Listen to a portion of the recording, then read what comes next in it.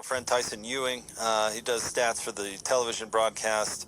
You can follow him on Twitter at TyEwing2, and he's nice enough to share these with us for the post game.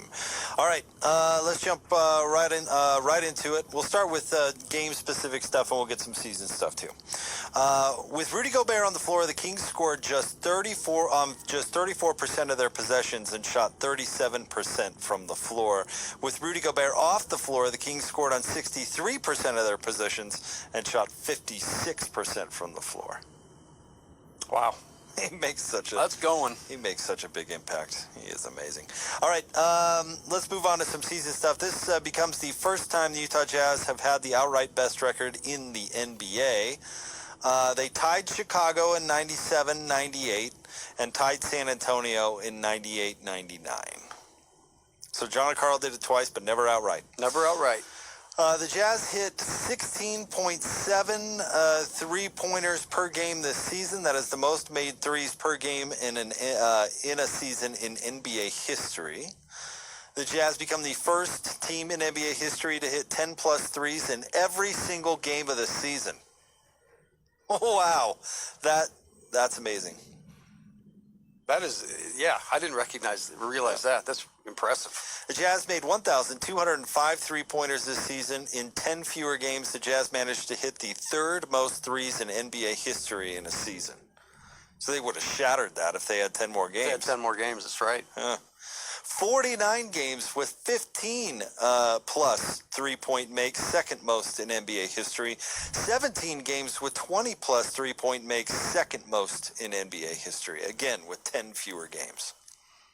It's a huge part of why this team's been good. You know, the number of threes they've taken and the success they've had knocking them in.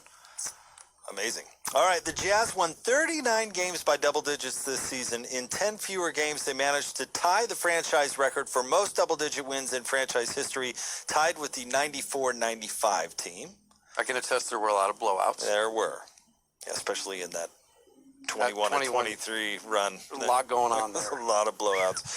This was the 29th game this season. The Jazz out-rebounded an opponent by double digits. It's the second most times they've out-rebounded an opponent by 10-plus in franchise history. In 06-07, they did it 30 times. And finally, let's see here.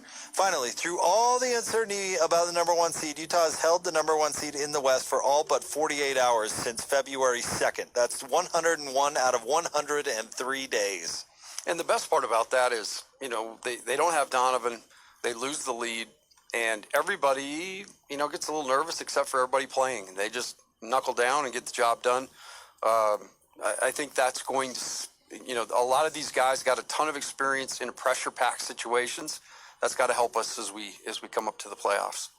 Want to remind you about our friends Mark Miller Subaru, Utah's only negotiation-free Subaru retailer, the official Subaru partner of the Utah Jazz. Learn more at markmillersubaru.com. Coming up next, we'll get Coach Lacombe's final thoughts on the final game of the season and look forward to playoff basketball as the Jazz beat the Kings tonight 121-99 right here on the Jazz Radio Network.